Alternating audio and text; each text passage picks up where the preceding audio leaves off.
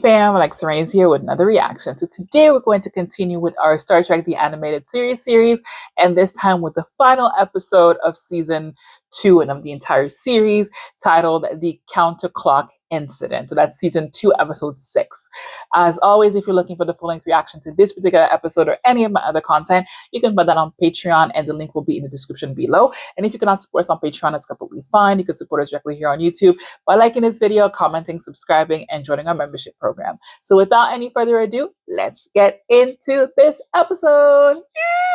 The Enterprise is on course for the planet Babel, where ambassadors from all Federation planets are waiting to honor the Enterprise's distinguished passenger. Commodore Robert April, first captain of the USS Enterprise, and for the past 20 years, Federation ambassador at large. Now 75 years old, Commodore April has reached mandatory retirement age. Jim, I didn't realize how many of the tools I use in sickbay were designed by Sarah. As the first medical officer aboard a ship equipped with warp drive, I'm afraid I had to come up with new ideas all the time. Your modesty is unnecessary, Mrs. April. Your achievements as a pioneer doctor in space are well known. And it's nice to know the lady is as intelligent as she is beautiful, much like the flower she carries. It's a native of Capella 4, isn't it? Yes, but it has a lifespan of only a few hours. This morning it was a seedling.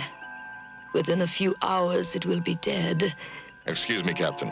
You asked to be notified when we made visual contact with the Beta Niobe Nova. Thank you, Mr. Spock. Mrs. April, you're about to see another of the galaxy's most beautiful sights, the Beta Niobe's supernova. Niobe, you were present when the star first started its explosion, Jim. Yes, we were, Commodore. Captain, sensors are picking up an unidentified object, traveling at an incredible speed. Presently on collision course with the Enterprise. Why? At a speed that should be impossible to achieve.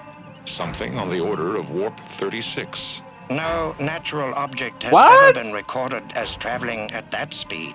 I believe it is not a natural object, but a ship. But who would have the technology to build a ship that could travel at such a speed? No known race, Captain. Nevertheless, was it from the future? Contact us in 1.4 minutes. It is apparently heading for the heart of the Beta Niobe Nova. That's a course of self-destruction. Lieutenant Uhura, open hailing frequencies. I want to talk to that ship's captain. Captain, that ship is not responding. All right, if they won't talk, we'll slow them down. Mr. Sulu, put a tractor beam on that ship. Tractor beam on and operating, Captain. We're having a small effect on other ship speed, Captain. Captain, the Universal Translator has the answer. The woman is speaking in the same universal language we speak, but she is speaking in reverse. Lieutenant, let's hear that tape backward, which should sound forward to us. Yes, sir. On the screen. I am on a priority mission. Your beam is slowing my progress. Release my ship at once or I am doomed. Captain, the engines are buckling. We cannot keep up at this speed. Mr. Eriks, what is our speed? Now at warp 11, Captain. Mr. Spock, how long until the alien vessel makes contact with the Beta Niobe Nova? 3 minutes, 42.7 seconds. Give me 3.5 minutes, Scotty. Still increasing speed, Captain. Warp 14. Warp 15. I have no choice. I have to release the tractor beam. Sir, I can't release the tractor beam. What do you mean? Our controls are inoperative. The ship isn't responding like it should. Go to manual override. Not responding, sir. We've got to release that beam or we're going to follow that ship into the Nova. Our speed is now warp 20, and the other ship will contact the Nova in 1 minute, 58.3 seconds. The hell? I'm sorry, Commodore. Mrs. April. It looks as though we may not reach Babel. Mr. Scott, we're going to apply full braking power in a minute. Aye, Captain, our engines are almost gone. They've only lasted this long at this speed because the alien vessel is pulling us with our own tractor beam. The alien vessel will contact Beta Niobe in 52.3 seconds, Captain. Get ready to execute course change, Mr. Sulu. Yes, sir. Now, Mr. Sulu. Something's wrong, Captain. We're still being pulled by the alien ship. Impossible. It should have been destroyed instantly. Apparently it was not, Captain. Our tractor beam is still connected to her. And we are still increasing speed. Damn. Contact with the Nova in 35.18 seconds.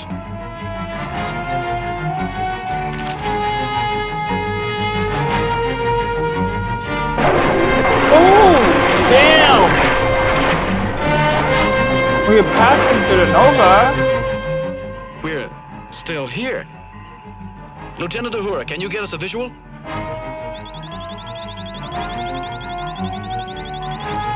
What? Where are we? Well, we just had to learn to run the ship all over again. Every control is working in reverse. All right, Lieutenant Uhura, we're going to contact that ship again. We need some answers. Captain Kirk, the Capellan flower.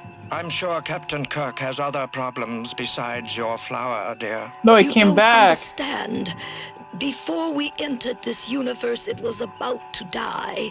And now, it's in full bloom again. The flow of time is reversed in this universe. The longer we stay here, the younger we will become. The alien ship is responding to our call, Captain. Your interference almost cost me my life. I can understand her now without the aid of the universal translator.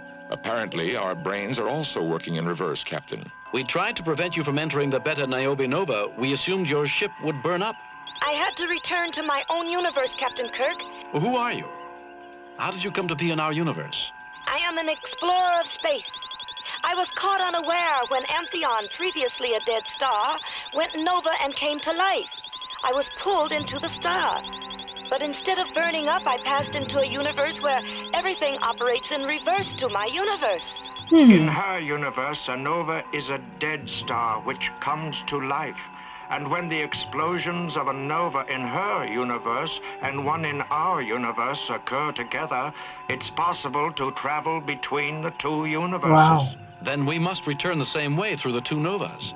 That would be impossible, Captain. Amphion is no longer nova. It has begun its life as a star. I'm sure none of us mind growing younger instead of older for a change. It pleases me, Jim. If we stay here long enough, I'll no longer be at the mandatory retirement age. Nevertheless, we must return home, and I am open to suggestions. It is logical that we must reproduce the conditions that brought us here. Two novas must occupy the same space in both universes in order to create a gateway for us to travel through. May I introduce my son, Carl IV? My honor to That's what I meet thought, you, yeah. gentlemen. Most logical. If the flow of time is reversed, then one is born at an old age and dies in infancy. Your descendants are born before you, and your ancestors are born after you. Then the young child in the playpen. My father, Captain. Wow. This is a map of our galaxy. Our home solar system is here. You entered our universe through the Amphion Nova. Here.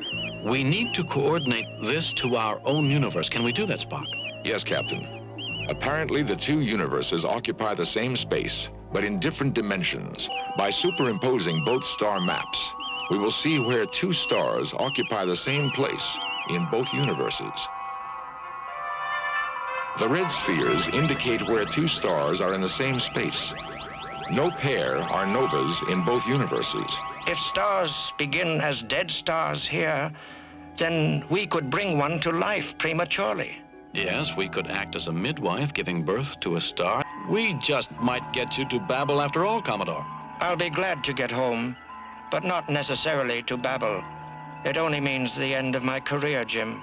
Message coming in from Arat, Captain. I want to wish you luck, Captain.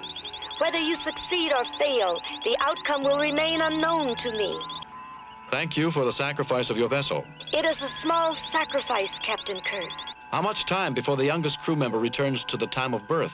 18 minutes, 37 seconds in real time. Damn. But long before that, we shall all be children.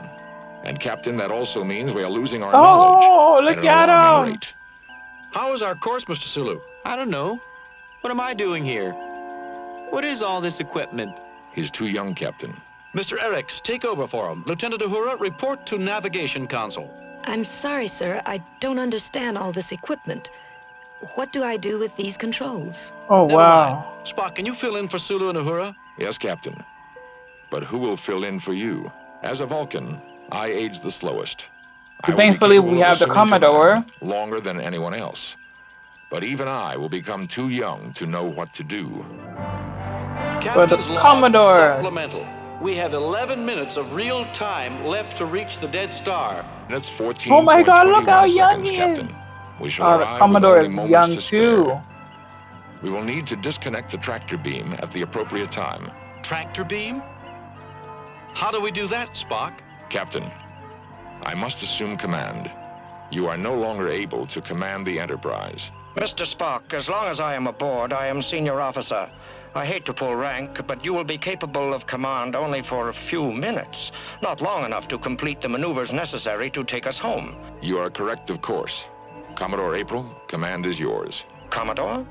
I'm Captain April, Mr. Spock. Robert, we are the only adults on the bridge. They're all teenagers and children.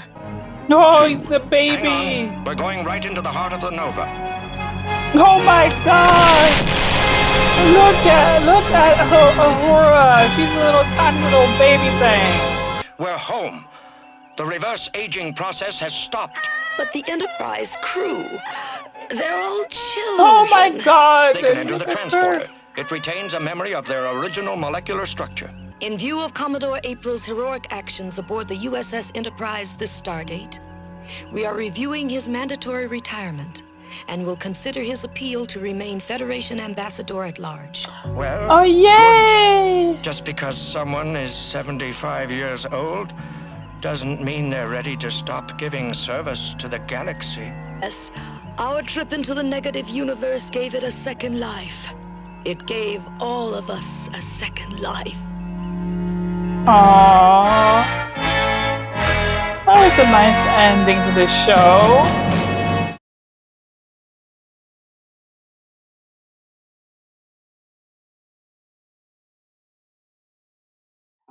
Did it get canceled? Is that what happened? Or was it designed to be 6 episodes? I don't know. It feels like it could have continued. It's such a great show. Anyways, so all right, fam. So we just finished watching season 2, episode 6 of Star Trek: The Animated Series titled "The Counterclock Incident." Aptly named, of course. So our crew is bringing an ambassador and his wife, which was I can't remember if she was a medical doctor or if she was a nurse, but they were there. They were the first crew of our Enterprise, and so now he's being brought to Babel, where they're going to have a ceremony for his retirement and all of his years of service. And while in that direction, they see another ship that is going through a supernova, and they try to stop it. By trying to stop it, they end up going through the nova with that other ship and going into the reverse universe. So everything is the opposite. Skies are white and stars are black, and the language is the same but in reverse. So everything is opposites. So our crew has to then figure out how to get back to our universe. But one of the little hiccups of this universe is because it's backwards, everybody ages backwards. So in their universe, kids are born old and then die at old age, and as such the crew of the Enterprise is reversing in age as they stay in that universe. So by the time that they are ready to get back to our universe, our entire crew are babies. They're babies or youngins, because Spock de-ages slower because he ages slower. So so he's able to stay a teenager a little bit longer than the rest of the folks. But thankfully, we had 2 elderly servicemen and women who are now in their late 20s, early 30s age. So they're able to take over the ship while the rest of our crew is incapacitated. And then thankfully, they have the good sense of remembering that the what's it called? What they used to beam each other. I'm having a whole blank on the terminology, but it holds their DNA sequence. So it's able to, so if they kind of go through it again, they're able to come back as adults, which we've seen in another episode where they were aging too quickly. So it's the same type of situation. So, but thankfully they're fine. Everybody's okay. And this is the end of our trip. And and then also they are changing the retirement requirements of 75 years old, and that hopefully will allow the Commodore to be able to serve a little bit longer. And because he loves what he does. So why cut it short if he's still willing and able to do his job? So yeah, great episode, great ending to the animated series. I really enjoyed it, and now I can't wait to finish the movie so then we can get into the next generation, TNG. There you go. I can't wait to get to the TNG series as well. So all right, this is it for Star Trek the Animated Series. I hope you guys enjoyed it. And if you did, don't forget to like, comment, and subscribe. And I'll see you guys on the next one. Mwah. Bye for now.